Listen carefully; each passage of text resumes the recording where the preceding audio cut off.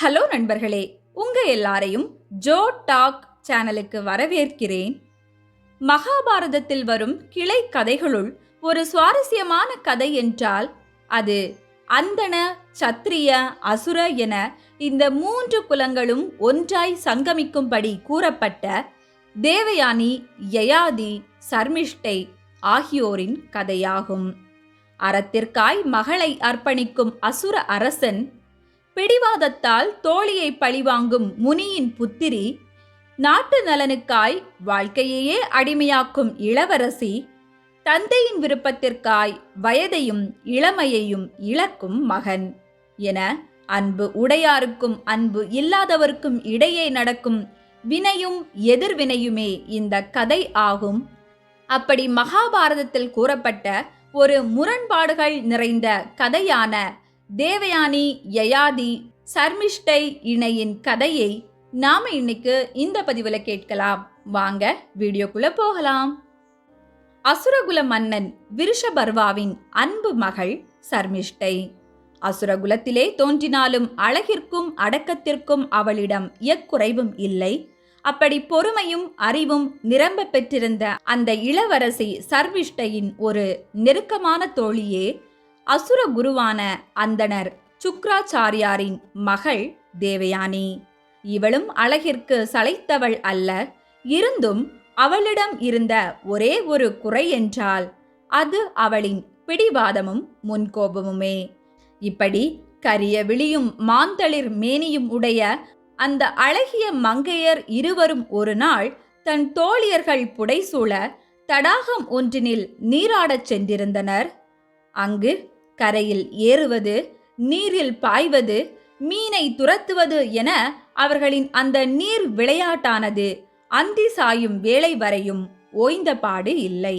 அப்படி அவர்கள் சுதந்திரமாய் நீராடிக் கொண்டிருந்த அச்சமயம் அந்த நந்தவன தடாகத்தின் உரிமையாளனான சித்திரரதன் எனும் கந்தர்வன் ஒருவன் இந்திரனுடன் தான் ஆகாய மார்க்கமாய் பயணிக்கும் சமயம் வேண்டுமென்றே தன்னை காற்றாய் மாற்றிக்கொண்டு கரையில் இருந்த அந்த மங்கையர்களின் ஆடைகளை கலைத்து போட்டான். அப்படி பலமாய் வீசும் அந்த காற்றை கண்டதும் அந்த பெண்களோ இனியும் இங்கிருப்பது நல்லதல்ல என்பதை உணர்ந்து வேகமாய் கரையேறி தம் தம் ஆடைகளை எடுத்து அணிய ஆரம்பித்தனர்.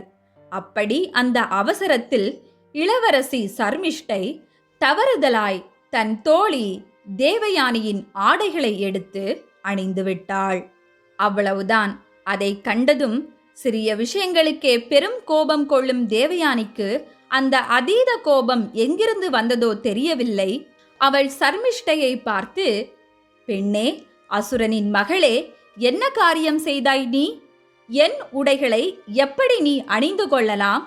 உன் செயலானது யாகத்திற்கான நெய்யை ஒரு நாய் திருடிக்கொண்டு செல்வது போல் உள்ளது. உன் தந்தை ஒரு மன்னனாய் இருந்தபோதும் என் தந்தையே அவருக்கு குரு ஆவார். உங்களை விட நாங்களே உயர்ந்தவர்கள். அப்படி இருக்க நீ என் சிஷ்யை அல்லவா? என் ஆடையை நீ எப்படி உடுத்தலாம் என கத்தினாள். அவ்வளவுதான். அதை கேட்டதும் அரச இளவரசி பொறுத்து கொள்வாளா என்ன?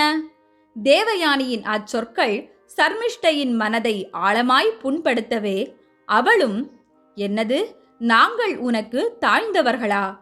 பெண்ணே, உயர்ந்த ஆசனத்தில் என் தந்தை அமர்ந்திருக்க அவரின் கீழ் நோக்கிய பார்வை படும்படி தாழ்ந்த ஆசனத்தில் அமர்ந்து கொண்டு காசு வாங்கிவிட்டு புகழ்பவர்களில் ஒருவர்தானே உன் தந்தையும். இறந்து வாழ்பவர் உன் தந்தை, அவருக்கு பிச்சை இடுபவர் என் தந்தை. ஆகவே சண்டையிடக்கூட உன்னை எனக்கு சமமாய் நான் கருதவில்லை. எனக்கு கோபம் வருமுன் நீ இங்கிருந்து போய்விடு என்றாள். அதை கேட்டு தேவயானியோ இன்னும் அதிகமாக கோபம் கொண்டு விரைந்து சென்று சர்மிஷ்டையின் கையில் இருந்த ஆடைகளை பிடுங்க முயன்றாள். இப்படி பெண்கள் இருவருக்குள்ளும் சிறு கைகலப்பு ஆகவே அதில் சற்றே வீரம் கொண்டிருந்த இளவரசி சர்மிஷ்டை தேவயானியை தரதரவென இழுத்து வந்து பாலும் கிணற்றில் தள்ளிவிட்டு தன் தோழிகளுடன் அரண்மனை திரும்பினாள். கிணற்றினுள் விழுந்த தேவயானியும் சற்று நேரம் வரை என்னை காப்பாற்றுங்கள் என அறைகூவல் விடுத்தாள். பின் வெட்கித்து சோர்வுற்று தன் விதியை எண்ணியவாறு அமைதியானாள். இந்நிலையிலே அங்கே அக்காட்டிலே வேட்டையாட வந்திருந்த யயாதி எனும் சந்திரகுல மன்னன் ஒருவன் தனக்கு தாகம் மேலோங்க நீர் தேடி அக்கிணற்றின் அருகில் வர, அவன் அதன் உள்ளே நெருப்பின் பிரகாசம் கொண்ட பெண் ஒருத்தி விழுந்து கிடப்பதை கண்டான். கண்டு, பெண்ணே, நீ யார்? யாருடைய மகள்? எப்படி நீ இந்த கிணற்றில் விழுந்தாய் என கேள்வி மேல் கேள்வியை தொடுக்க, தேவயானியோ, நான் தேவர்களால் கொல்லப்பட்டு இறக்கும் அசுரர்களை உயிர்ப்பிக்கும் வல்லமை கொண்ட குரு சுக்ராச்சாரியாரின் மகள் ஆவேன். என் கரம் பற்றி என்னை மேலேற்றிவிடும், விட்டால் என் சோக கதையை உம்மிடம் கூறுகிறேன் என்றாள். அவ்வாறே யயாதி மன்னனும் தன் வில்லில் நான் பூட்டி அம்புகளாலே ஒரு கூடை வேய்ந்து அதை செடி கொடிகளில் கட்டி கிணற்றின் உள் இறக்கினான். தேவயானியும் அதில் ஏறியவுடன் மெல்ல மெல்ல அக்கூடையை மேலே தூக்கி அவளின் வலது கரத்தை பற்றி பிடித்து கிணற்றை விட்டு வெளியேற்றினான் மன்னன். கூடவே அவள் குறைந்த அளவே ஆடை தரித்திருந்ததால் தன் அங்க வஸ்திரத்தையும் அவளுக்கு போர்த்தினான். அப்படி வெளிவந்ததும் தேவயானி அந்த சத்திரியகுல மன்னனுக்கு நன்றி கூறி தான் விழுந்த கதையை விவரித்தாள். பின் அவனுக்கு விடை கூறி விடை பெற்ற அவள் நாட்டின் தலைநகருக்கோ அரண்மனைக்கோ செல்லாமல் நேரே கானகத்தில் தன் ஆசிரமத்திற்கு சென்று அங்கு தன் பணிப்பெண் குர்ணிகையிடம், குர்ணிகையே, நான் இனி என் வாழ்நாளில் விருஷபர்வ மன்னனின் நகருக்குள் செல்ல மாட்டேன். ஆகவே நீ வேகமாய் அரண்மனை சென்று அங்கு என் தந்தையிடம் சர்மிஷ்டையின் செயல் குறித்து கூறி அவரை இங்கே அழைத்து வா என்று கட்டளையிட்டாள். அந்த பணிப்பெண்ணும் அவ்வாறே அசுர மன்னனின் அரசவையை அடைந்து அங்கு சுக்ராச்சாரியாரை வணங்கி, குருவே, தேவயானிக்கு மன்னன் மகள் சர்மிஷ்டை தீங்கிழைத்தாள் என்பதை தெரிவிக்கிறேன் என்றாள். அதை கேட்டதும் சுக்ராச்சாரியாரும் தந்தை அன்பினால் உந்தப்பட்டு அப்போதே அரசவையை விட்டு எழுந்து கனத்த இதயத்துடன் வெளிவந்து தன் கானக ஆசிரமம் வந்தடைந்தார். வந்து அங்கு துயரத்தால் அழுது கொண்டிருக்கும் தேவயானியை கண்டு அவளை பாசத்துடன் தழுவிய சுக்ராச்சாரியாரிடம் தேவயானி, தந்தையே, அந்த விருஷபர்வனின் மகள் சர்மிஷ்டை என்னிடம், நீ கூலிக்காக எப்போதும் மற்றவர்களை புகழ்ந்து பாடி பிச்சை எடுக்கும் முனியின் மகள்தானே என்று கூறினாள். ஏன் தந்தையே, நாம் அப்படிப்பட்டவர்களா என கண்ணீர் சிவக்க கேட்டாள். அதற்கு முனியோ, இல்லை மகளே, நானே எல்லாராலும் புகழப்படுபவன் ஆவேன். கற்பனைக்கு எட்டாத தெய்வத்தன்மை உடையவன் நான். அசுரர்களின் உயிரை காப்பவன் நான். இதை விருஷபர்வனும் அறிவான். ஆகவே மகளே, மற்றவர்களின் தீய பேச்சுக்களை நீ பொருள்படுத்தாதே. வளரும் உன் கோபத்தை கட்டுப்படுத்து. கோபம் அடையாதவனே உயர்ந்தவன் ஆவான். அந்த வகையில் நீ ஞானமுள்ள பெண். ஆகவே இதை பொருட்படுத்தாதே என அவளுக்கு நல்ல அறிவுரைகள் கூறினார். ஆனால் தேவயானியோ அது எதையும் கேட்பதாய் தெரியவில்லை. அவளோ, தந்தையே, எனக்கும் சற்று அறம் தெரியும். அறநூல்களின்படி ஒரு குரு தன் சீடன் தனக்கு அவமரியாதை செய்தால் அவனை மன்னிக்க கூடாது. அப்படி தீய நடத்தை உள்ள அச்சீடனை விலக்கி வைக்க வேண்டுமென்றே நூல்கள் கூறுகின்றன. ஆகவே தந்தையே, வாரும் நாமும் இந்த விருஷபர்வனை விலக்கி வைப்போம். அவனின் இந்நாடானது சான்றோர்கள் வாழ ஏதுவானது அல்ல என்று கூறினாள். சுக்ராச்சாரியாரும் மகளின் அவ்வார்த்தைகளை கேட்டு அவளின் விருப்பத்தால் சற்றே தூண்டப்பட்டு அப்போதே மன்னனின் அரசவை சென்று அவனிடம், மன்னா, இளவரசியான உம் மகள் சர்மிஷ்டையின் செயலால் என் மகள் துன்புற்றிருக்கிறாள். என் மகளே எனக்கு எப்போதும் அன்புக்குரியவள் ஆவாள். ஆகவே அவள் விருப்பப்படி நான் இந்நாட்டை விட்டு வெளியே செல்கிறேன் என கூறினார். அதை கேட்டு அதிர்ந்து போன விருஷபர்வனும், குருவே, குரு கோபித்தால் குலம் நாசம் என்பது பழமொழி. நீர் இல்லை என்றால் எம் அசுரகுலம் முழுக்க ஆழ்கடலில் சென்று மூழ்க வேண்டியதுதான். என் படை, என் செல்வம், ஏன் எனக்கே கூட தாங்களே முதன்மையான தலைவர் ஆவீர். அப்படிப்பட்ட தங்களை நான் எப்படி துறப்பேன்? என் மேல் கருணை கொள்ளும். நானே தேவயானியை சந்தித்து அவளிடம் வேண்டி கேட்கிறேன். அவளை மன நிறைவு கொள்ளச் செய்கிறேன் என கூறியபடி ஓடோடி கானக ஆசிரமம் சென்றான் மன்னன் விருஷபர்வன். அங்கு தேவயானியை கண்டு நடந்த நிகழ்வுகளையெல்லாம் கேட்டறிந்து, தேவயானியே, உன் தந்தையின் உதவி எங்களுக்கு கட்டாயம் வேண்டும். என் மகளின் செயல் குறித்து நான் வருந்துகிறேன். ஆகவே உன்னை மன நிறைவு கொள்ளச் செய்ய நீ எதை விரும்பி கேட்டாலும் அதை உனக்கு நான் தருகிறேன். அது எவ்வளவு கடினமானதாக இருந்தாலும் சரி என்றான். தேவயானியோ தன்னை ஆளும் அம்மன்னனின் அவ்வார்த்தைகளை கேட்டு அதற்குத்தான் அந்நேரம் வரை காத்திருந்தவள் போல, சர்மிஷ்டையே, என்னையா தாழ்ந்தவள் என்று கூறினாய்? இதோ உனக்கு நான் அளிக்கப் போகும் தண்டனையை கேள் என தன் மனதில் எண்ணியவாறே, சரி மன்னா, அப்படியென்றால் எனக்கு பணிவிடை புரிய 1000 பணிப்பெண்கள் வேண்டும். அந்த 1000 பணிப்பெண்களுள் ஒருவளாய் மகள் சர்மிஷ்டையும் இருக்க வேண்டும். அவர்கள் நான் எங்கு சென்றாலும், ஏன் மனம் புரிந்து நான் என் புகுந்த வீடு சென்றாலும் அவர்கள் என்னுடன் அங்கும் வர வேண்டும். வந்து பணிவிடை செய்ய வேண்டும். இதுவே என் விருப்பம் என பதிலுரைத்தாள். தேவயானியின் அந்த வேண்டுதலை கேட்டு விருஷபர்வனோ, என்னது, என் ஒரே மகள் பணிப்பெண்ணாய் போவதா என அதிர்ந்தாலும் குரு சுக்ராச்சாரியார் எவ்வளவு முக்கியமானவர் என்பதை உணர்ந்து தன் நெஞ்சை கல்லாக்கிக் கொண்டு அதற்கு சரி என ஒப்புதல் அளித்தான்.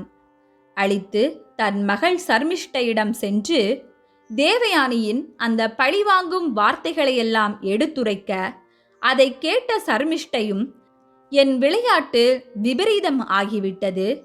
தன் செயலின் பின் விளைவுகள் எவ்வளவு ஆபத்தாய் இருந்திருப்பதால் தந்தையே இம்முடிவை எடுத்திருப்பார் என உணர்ந்து மறுகணமே தேவயானிக்கு அடிமையாயிருக்க சம்மதித்தாள் சர்மிஷ்டை.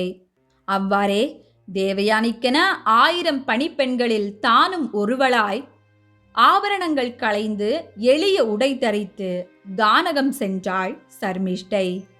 அவளை கண்டதும் எள்ளி சிரித்த தேவயானியோ, என்ன புகழ்பாடும் பெண்ணே, நான் இறந்துண்டு வாழும் ஒருவரின் மகள் ஆயிற்றே. அப்படி இருக்க நீ எப்படி எனக்கு பணிப்பெண்ணாய் ஆனாய் என கேட்டு நகைக்க, அதற்கு சர்மிஷ்டையோ, துன்பத்தில் இருக்கும் ஒருவருக்கு உண்மை உறவினர் தன்னால் ஆன உதவியை செய்ய வேண்டும். அப்படி என் தந்தைக்காய் உதவியை நான் புரிகிறேன் என்று கூறி தேவயானியின் அடிமையானாள். அவ்வாறே தேவயானிக்கு கால் பிடித்து விடுவது, அவள் வேண்டும் பொருட்களை ஈட்டித் தருவது, அவளுக்கு கூந்தல் வரித்து அலங்காரம் செய்வது என ஒரு முழு நேர பணிப்பெண்ணாய் தன் வாழ்க்கையை அர்ப்பணித்து அடிமையானாள் இளவரசி சர்மிஷ்டை. இந்நிலையில் ஒரு நாள் அந்த ஆசிரம கானகத்தில் தேவயானி உலாவிச் சென்று கொண்டிருந்த சமயம் சந்தர்ப்பவசமாய் மீண்டும் யயாதி மன்னனை அவள் கண்டாள்.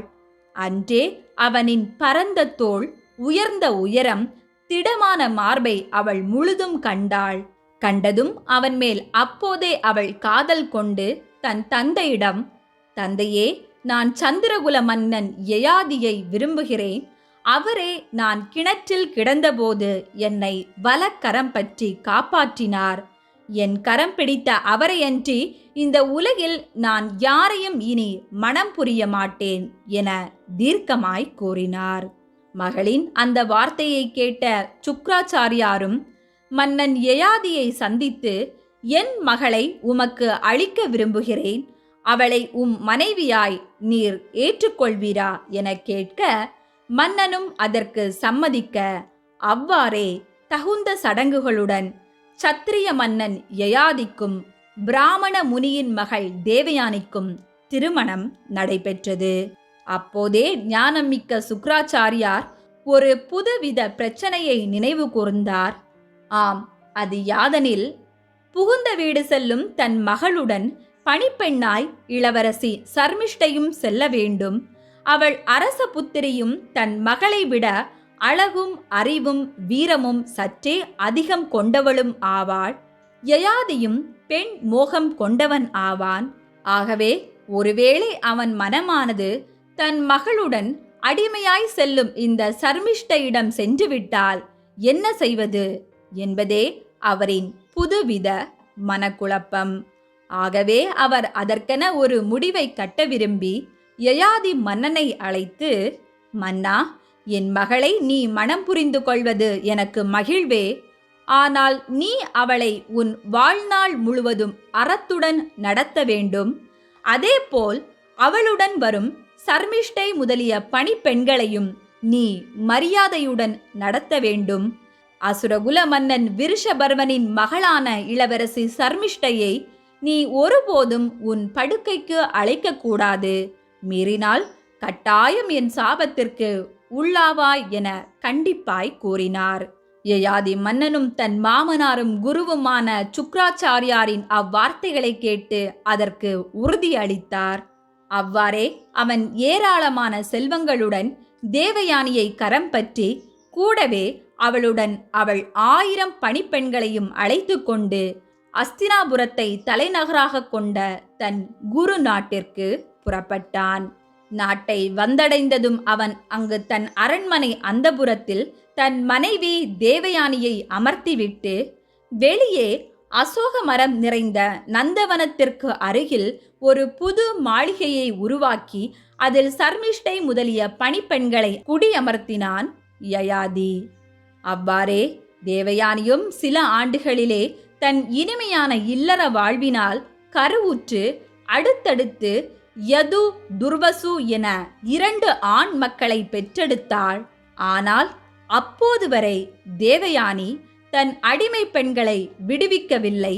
அதிலும் ஒரு நாட்டின் இளவரசியும் தன் முன்னாள் தோழியும் தன்னைப் போலவே திருமண வயதை ஒத்தவளே சர்மிஷ்டை என்பதையும் அவளுக்கும் மனம் செய்து வைக்க வேண்டும் என்பதையும் அவள் சற்றும் சிந்திக்கவில்லை. கூடவே வெந்த புண்ணில் வேலை பாய்ச்சுவது போல சர்மிஷ்டை முன்பிலே தன் இல்லற வாழ்வின் இனிமைகளை பற்றி சளைக்காமல் பேசி அப்பெண்ணின் மனதை ஏங்க வைத்தாள் தேவயானி. அப்படி தேவயானியால் தூண்டப்பட்ட அந்த ஏக்கமே சர்மிஷ்டையின் மனதில் ஒரு விபரீத ஆசையை தூண்டியது. ஆம், அவள் தன் மனதிலே என் பருவகாலம் வந்துவிட்டது, தேவயானியோ தாயாகிவிட்டாள், ஆனால் என் இளமையும் வயதும் இப்படியே வீணாகப் போகிறதே.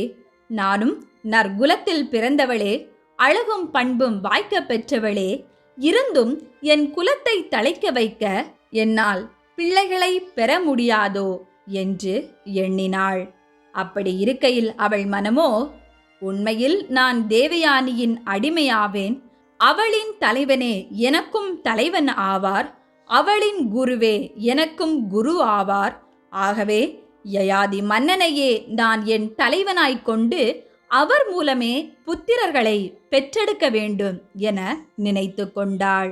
அப்படி அவள் சிந்தித்து கொண்டிருக்கும் போதே மன்னன் யயாதி எதிர்பாராத விதமாக அவளின் அந்த அசோகவன மாளிகை பக்கம் வர அவனை தனிமையில் சந்தித்த ஷர்மிஷ்டை, மன்னா, நான் உம்மை வேண்டி கேட்டுக்கொள்கிறேன், என் இளமை காலம் வீணாகாமல் தகுந்த பிள்ளைகளை பெற்றெடுக்க நீர் எனக்கு உதவும் என்றாள். அதை கேட்டதும் மன்னனோ, மங்கையே, நீ அழகை கொடையாக கொண்டவளே, உன்னில் நான் இந்நாள் வரை எந்த களங்கத்தையும் காணவில்லை. ஆனால் குரு சுக்ராச்சாரியாரின் கட்டளையின்படி நான் உன்னுடன் இணையக்கூடாது என அவளை விட்டு நீங்க முயன்றான். ஆனால் சர்மிஷ்டையோ மன்னனை தடுத்து, மன்னா, நான் உம்மீது கொண்ட இச்சை ஆசையால் இதை நான் கூறவில்லை. உம்மால் தாயாகி உலகின் சிறந்த அறத்தை பயில பிள்ளைகளை பெற்றெடுக்கவே நான் விரும்புகிறேன். அடிமையாகிய நாங்கள் ஈட்டும் செல்வங்கள் எல்லாம் தலைவனுக்கே சொந்தம். அந்த வகையில் நான் உம்மால் பெறும் மக்களும் உமக்கே சொந்தமாகும். நீர் தேவயானிக்கு தலைவனாக இருக்கிறீர், அதேபோல் அவள் அடிமையாகிய எங்களுக்கும் தலைவன் நீரே, ஆகவே என் விருப்பத்தை நிறைவேற்றும் என்று வேண்டினாள். யயாதி மன்னனும் இறுதியாய் அவள் வார்த்தைகளை புரிந்து அவள் கௌரவத்தை காப்பாற்ற அவளுடன் இணைந்தான். இதனால் சில காலங்களிலேயே கருவுற்ற சர்மிஷ்டை பிரமிக்கத்தக்க அழகுடைய ஒரு மகனை பெற்றெடுத்தாள். அதை அறிந்த தேவயானியோ சர்மிஷ்டையின் மேல் பொறாமை கொண்டு அவளிடம், பெண்ணே, காம ஆசைக்கு உட்பட்டு ஏதேனும் பாவமிழைத்து இம்மகனை பெற்றாயா என எள்ளியபடி கேட்க, அதற்கு சர்மிஷ்டையோ, வேதம் அறிந்த அரச முனிவர் ஒருவரின் வரத்தின் மூலம் இப்பிள்ளையை பெற்றேன் என்று பதில் உரைத்தாள்.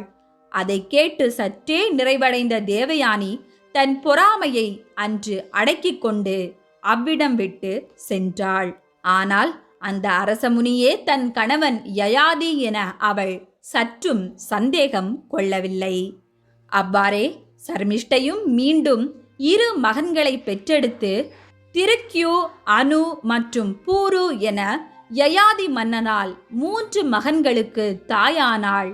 ஆனால் இவர்களெல்லாம் தன் கணவனின் பிள்ளைகளே என்பதை ஒரு காலமும் அறியவில்லை தேவயானி. இந்நிலையில் ஒரு நாள் தேவயானி மன்னன் யயாதியுடன் தனிமையில் நந்தவனத்தில் உலாவிக் கொண்டிருந்த சமயம், தூரத்தில் தெய்வீக அழகுடன் 3 குழந்தைகள் அங்கே விளையாடிக் கொண்டிருப்பதை கண்டாள். அவர்கள் மூவருமே பார்ப்பதற்கு அப்படியே தன் கணவனை ஒத்திருப்பதைக் கண்டு தேவயானி சற்று சந்தேகித்து அக்குழந்தைகளிடம் சென்று, பிள்ளைகளே, நீங்கள் யார், உங்கள் தந்தை யார் என கேட்ட, அக்குழந்தைகளோ, இவர்தாம் எம் தந்தை என்று யயாதி மன்னனை சென்று கட்டியணைத்தன. அவ்வளவுதான். அதை கண்டதும் தேவயானி, அப்படியென்றால் அந்த அரசமுனி என் கணவனா என கோபம் கொண்டு சர்மிஷ்டையை அடைந்து அவளிடம், பெண்ணே, உன் அசுரகுலத்தின் குணத்தை மீண்டும் காட்டிவிட்டாயா? நீ எனக்கு இத்தீங்கை செய்ய சற்றும் அஞ்சவில்லையா என கேட்க, அதற்கு சர்மிஷ்டையோ, தேவயானியே, நான் அறம் சார்ந்தே நடந்து கொண்டேன். உன் அடிமையான நான் உன் தலைவனையே என் தலைவனாக வருவித்துக் கொண்டேன். அரச முனியான மன்னன் யயாதி என்னால் வழிபட தக்கவரே என்றாள். அவளின் அவ்வார்த்தைகளை கேட்டு இன்னும் பெரிதாய் கோபம் கொண்ட தேவயானி கண்ணீர் நிறைந்த விழிகளுடன், எனக்கு துரோகம் இழைத்த உன்னையும் மன்னனையும் என்ன செய்கிறேன் பார் என்று கூறிக்கொண்டே தன் தந்தை சுக்ராச்சாரியாரிடம் சென்றாள். சென்று அவரிடம், தந்தையே, அந்த அசுரப்பெண் சர்மிஷ்டையால் நான் மீண்டும் உள்ளம் புண்பட்டேன். அவள் எனக்கு தெரியாமலே என் கணவர் மூலம் 3 மக்களை பெற்றிருக்கிறாள். நானோ 2 பிள்ளைகளையே பெற்றேன். எனக்கு என் கணவனும் தீங்கிழைத்து விட்டார் என கூறி அழுது ஒப்பாரி வைத்தாள். மகளின் அந்த கூற்றை கேட்டு சுக்ராச்சாரியாரும் கடும் கோபம் கொண்டு யயாதியை நோக்கி, யயாதியே, நீ என் வார்த்தைகளை புறக்கணித்து இப்பெரும் தீங்கை செய்ததால் நான் உனக்கு சாபம் இடுகிறேன். நீ இளமை செருக்கினால்தானே இப்பாவத்தை செய்தாய். ஆகவே நீ இப்போதே பலவீன கிழட்டுத்தன்மையை அடைவாய் என சபித்தார். அவ்வளவுதான். யயாதியும் அப்போதே முனிவரின் சாபம் பலிக்க வெண்மயிர் தாங்கி உடல் தோல் சுருங்கி நரம்புகள் தளர்ந்து பலவீனம் கொண்டு தொண்டு கிழவன் ஆனான். தன் கணவரின் அந்த நிலையைக் கண்ட தேவயானியோ அதிர்ந்து போய், என் தந்தை சர்மிஷ்டைக்கல்லவா சாபம் கொடுக்க வேண்டும் என நான் விரும்பினேன். ஆனால் அவர் இப்படி என் கணவருக்கல்லவா சாபம் கொடுத்து விட்டார்.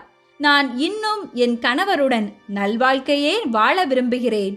ஆனால் இப்படி ஆகிவிட்டதே என தன் நிலைமையை எண்ணி துக்கித்து மீண்டும் தந்தையிடம் அதற்கு பாவ பரிகாரம் குறித்து வேண்ட, அதற்கு சுக்ராச்சாரியாரோ, கொடுத்த சாபத்தை என்னால் திரும்ப பெற முடியாது. சரி, அப்படியென்றால் யயாதியே, உன் இந்த முதுமையை நீ உன் மகன்களுள் ஒருவனுக்கு கொடுத்துவிட்டு அவன் இளமையை உனக்கென பரிமாற்றிக்கொள். பின் நீ விரும்பிய காலத்தில் அதை அவனிடம் மாற்றிக்கொள் என அறிவுரை கூறினார். அவ்வாறே யயாதி மன்னனும் யது, துர்வசு, திருக்யு, அனு, பூரு என தன் 5 மகன்களிடமும், யாரேனும் ஒருவன் என் முதுமையை பெற்றுக்கொள்ளுங்கள், அப்படி என் முதுமையை பெறுபவன் எவனோ அவனுக்கே என் அரசும் அரியணையும் என தன் ஒவ்வொரு மகனிடமும் சென்று வேண்டினான். ஆனால் அதில் அவன் பிள்ளைகள் 5 4 எதற்காகவும் தம் இளமையை விட்டுத்தர முடியாது என மறுத்தனர். ஆனால் அவர்களுள் இளையவனும் சர்மிஷ்டைக்கு பிறந்தவனுமான பூரு என்பவன் மட்டுமே தந்தை யயாதியின் வேண்டுதலை ஏற்று அவன் முதுமையை பெற்று தன் இளமையை அவனுக்கு கொடுத்தான். யயாதியும் அப்படியே அந்த இளைய மகன் புருவின் இளமையை பெற்று அதை அனுபவித்து அரசாங்கம் நடத்தி பொருள், செல்வம், நாடு என அனைத்தையும் ஈட்டி சுமார் 1000 வருடங்கள் கழித்து பின் புருவிடமிருந்து தன் முதுமையை பெற்று மரணித்தான். மேலும் அவன் கூறியபடியே புருவிற்கே தன் அஸ்தினாபுர நாட்டை அளித்தான் யயாதி மன்னன். அந்த புரு மன்னனின் வழித்தோன்றல்களே சந்திரகுல வம்ச சாந்தனுவும் பீஷ்மரும் பாண்டவர்களும் கௌரவர்களும் ஆவர். இவ்வாறு ராஜகுமாரியான சர்மிஷ்டை அடிமையாகி தேவயானின் வேலைக்காரியாகவே இருந்தபோதும் அவள் மகன் பூருவே தியாகச் சுடராய் விளங்கி யாராலும் ஏற்க முடியாத முதுமை பருவத்தை தன் தந்தையின் வேண்டுதலுக்காய் ஏற்று பிற்காலத்தில் பெரும் பேற்றை பெற்றான். இதுவே தேவயானி எனும் சுயநலம் கொண்ட பெண், சுக்ராச்சாரியார் எனும் மகளின் சொற்படி ஆடும் அந்தண முனி, விருஷபர்வன் எனும் நாட்டு நலனுக்காய் மகளை அர்ப்பணித்த அசுரகுல தந்தை, சர்மிஷ்டை எனும் தந்தை சொல்லுக்கு கீழ்ப்படியும் குணம் கொண்ட அசுர இளவரசி, பூரு எனும் தியாகம் மிக்க ஒரு மகன் ஆகியோரின் கதை ஆகும். ஓகே நண்பர்களே, நாம இன்னைக்கு இந்த பதிவுல மகாபாரத கிளை கதை ஒன்றினை கேட்டோம். இந்த வீடியோ உங்களுக்கு பிடிச்சிருந்துன்னா லைக் பண்ணுங்க, மறக்காம ஜோ டாக் சேனலுக்கு சப்ஸ்கிரைப் பண்ணுங்க. மேலும் ஒரு அன்பான வேண்டுகோள், புதிய கதைகளுக்கான தலைப்புகளை பரிந்துரைக்கவும் என்னால் இயன்ற அளவு அதை தொகுத்து வழங்க முயற்சிக்கிறேன். நன்றி.